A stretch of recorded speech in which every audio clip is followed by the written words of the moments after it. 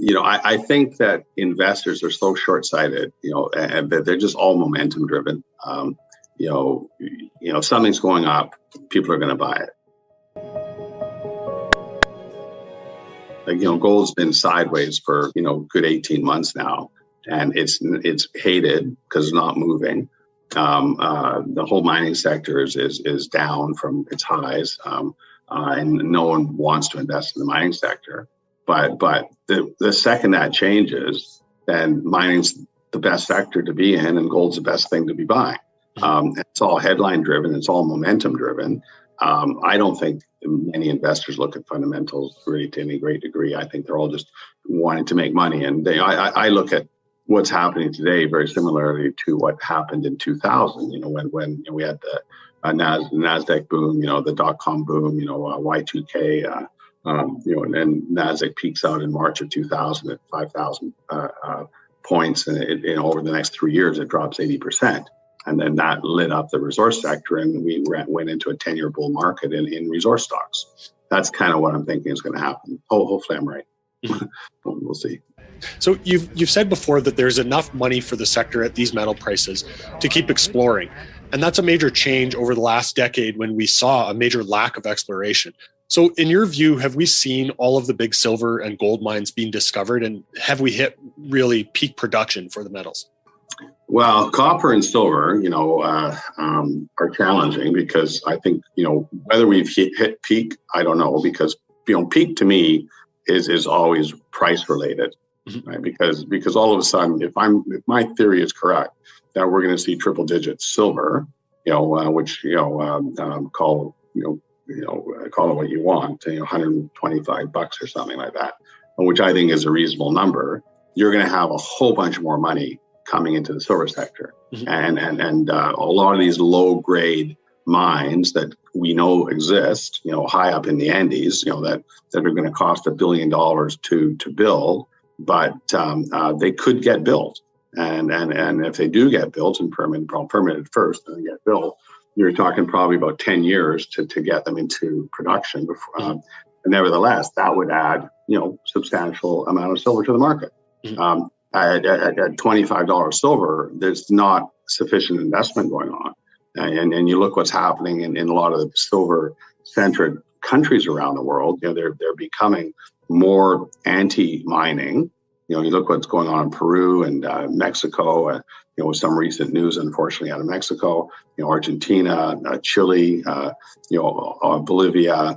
These countries are, moving to the left and moving, very much anti-mining. So, as a world population who wants to go green, and it's very negative news because, we need this metal to achieve these objectives. And if these mines keep coming offline, the way we see them happening, that's a big problem. And of course, an important point there is, if we do see, like you said, for example, $125 silver, we need a sustainable run of the price being up there before those mines are permitted and built, right? That's a perfect, you're dead on that, Tom. I was just in a meeting last night and we're talking about M&A in the gold sector. And, there's still CEOs in the gold sector using $1,200 or $1,300 gold in their analysis of takeover targets. And we haven't seen $1,300 gold for a few years now. So if these executives don't believe that $1,800 gold or $2,000 gold is here to stay for a sustainable amount of time, they're not going to make the investments. And that's one of the reasons why you're not seeing a lot of M&A activity. So do you see that as a positive or a negative for the industry, Keith, that the guys that are closest to the ground aren't counting in $1,800 gold? I blame it on the financial institutions and the hedge funds because during the last big run, when gold went up to $1,800 and silver got up to $50 back in 2011, there was a lot of big transactions done, and the executive teams of those companies felt they were doing the right thing. They were being pushed by the banks to do it. I remember, being, running CEO for First Majestic for so long. I was getting deals shown to me on a weekly basis. Oh, you should look at this. You should look at that. And and all very low grade, high cost, assets, which would take, a sustained long-term high metal price to permit and build and so on and so forth. And I didn't take the jump and take advantage of any of them, but I know a lot of teams did, and a lot of mining companies did take on some pretty big assets. And then as the market turned, over the next 5 years, they were highly criticized, for doing what the banks were basically telling them they should do. Mm-hmm. And it was the banks and the institutions who actually funded these acquisitions who came out against the executive teams of the mining companies. So now we're not back into a relatively high-priced metals market, maybe not high price, but better prices anyways. Mm-hmm. And we're not seeing that activity because, in my view, these management teams are paranoid about running into the same problem they did before. Mm-hmm. So maybe a bit of conservative estimates is actually good for the way that the industry is being run, right?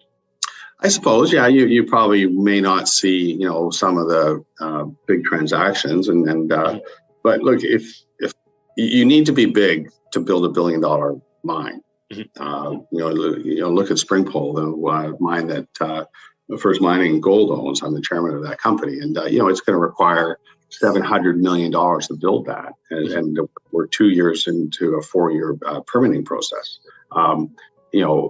How's First Mining going to raise $700 million? They're going to need a partner. They're going to need a big partner to come in and assist with that. So the big guys have to play. So they need to be using, if we expect to produce more metal, which we have to do to achieve all the things that we want to do as a human race, the mining sector has to be more aggressive. Mm-hmm. Keith, you mentioned First Mining Gold and also the Jarrett Canyon mine. And you've, of course, been widely known for your focus on silver. So what makes the move towards gold more appealing to you? Well, it wasn't a matter of being more appealing. There's a couple of decisions that were made, or a couple of reasons why I made that decision. One was political risk. Mexico is not what it was, 19 years ago when I put together the company. Mm-hmm. I felt it was time for us to step out and look for other assets. We've been looking for silver assets, for the last couple of years, and they're just extremely difficult to find good silver assets. Mm-hmm. Peru is a good place to find them, but I don't want to go to Peru. Mm-hmm. Nor do I want to produce a bunch of lead and zinc. And a lot of these silver assets, are really only 30% silver, and then the rest is zinc and lead. And that's not of interest to me. So a lot of assets were eliminated from our list of the potential targets. This asset was privately owned. Jarrett Canyon was privately owned. If it was publicly owned, I'm sure it would probably had a market cap of $1 billion, I would think, or somewhere around that number. We picked it up for $470 million, and then we feel that it's expandable. So when we look at targets, what can we do to improve the asset? Can we increase the life of mine? Can we reduce costs? Can we increase production? What are the reasons why it's operating as poorly as it is right now? And identify them, see if our talent can make changes to improve the asset. And that's what we do. We're basically turnaround artists. And if you look at all our acquisitions over the last 19 years, we've always bought out of favor assets that were somehow struggling, usually due to lack of capital or lack of talent. And we could bring that to the table. Jarrett Canyon, we think is a perfect asset for us. Yes, it's 100% gold, but it is doré bars, so that's a big deal to have a doré producer. And it's the mill has got a 5,000 ton per day throughput, and it's operating at half that number. And we think we can get it up to 4,000 tons by the end of 2023, and our target's to hit somewhere close to 200,000 ounces of gold in 2024, which is basically twice the size. Before we continue, help us clicking that YouTube like button and subscribe now to our channel.